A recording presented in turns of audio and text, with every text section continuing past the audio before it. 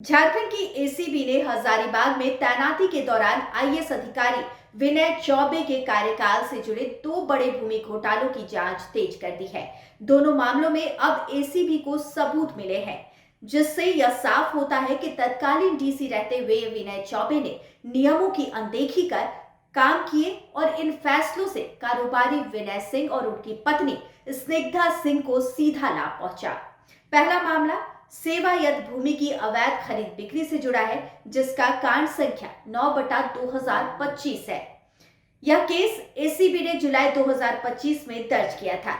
इस मामले में आईएएस विनय चौबे के साथ साथ हजारीबाग के एक प्रमुख ऑटोमोबाइल कारोबारी विनय सिंह को आरोपी बनाया गया है। दूसरा मामला वन भूमि की गैर कानूनी खरीद बिक्री और म्यूटेशन यानी कि नामांतरण से जुड़ा है, जिसका कांड संख्या 11/2025 है। इस केस में एसीबी ने पहले ही विनय सिंह को गिरफ्तार कर लिया है।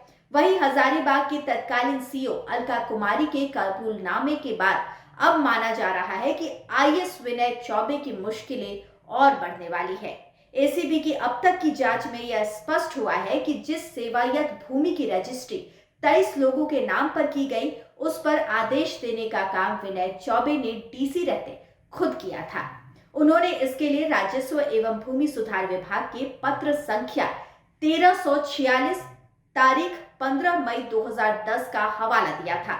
हालांकि एसीबी को यह भी जानकारी मिली है कि इस भूमि को लेकर झारखंड हाईकोर्ट ने पहले ही छोटा नागपुर नॉर्थ डिवीजन को आदेश दिया था कि ऐसी किसी भी भूमि का ट्रांसफर किसी व्यक्ति के नाम पर न किया जाए। इसके बावजूद रजिस्ट्री की अनुमति देना विनय चौबे की ओर से स्पष्ट नियम उल्लंघन माना जा रहा है।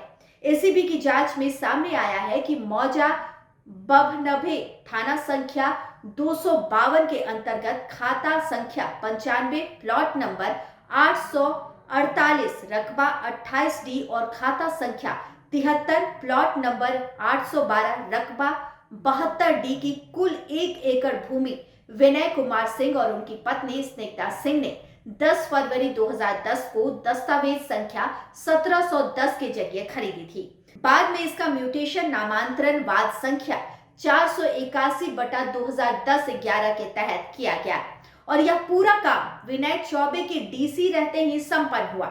जांच में यह पाया गया कि खाता संख्या 73 की जमीन रैयती भूमि थी, जबकि खाता संख्या 95 की जमीन गैर मजरूआ खास किस्म यानी कि जंगल की भूमि थी।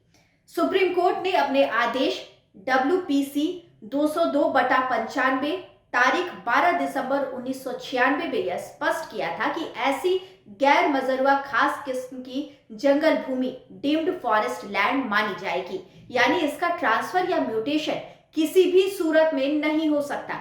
इसके बावजूद इस भूमि का दाखिल खारिज किया गया और नामांतरण की प्रक्रिया पूरी कर दी गई।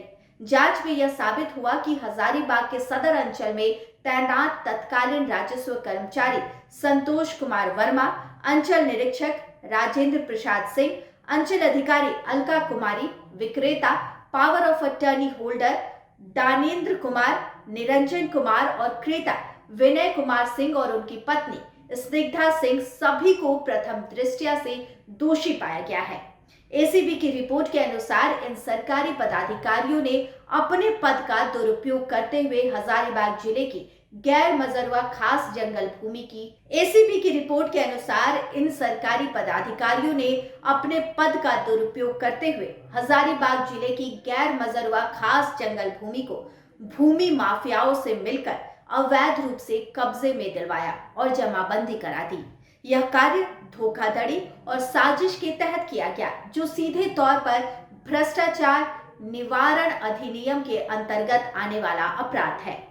अब एसीबी के पास दोनों मामलों में पर्याप्त साक्ष्य है और माना जा रहा है कि जल्द ही इस पूरे प्रकरण में आईएएस विनय चौबे से भी पूछताछ की जाएगी। फिलहाल एसीबी इस केस को हाई प्रोफाइल घोटाला मानकर तेजी से आगे बढ़ा रही है। लाइव लगातार के वीडियो को लाइक करें, सब्सक्राइब करें और बेल आइकन को दबाना न भूलें।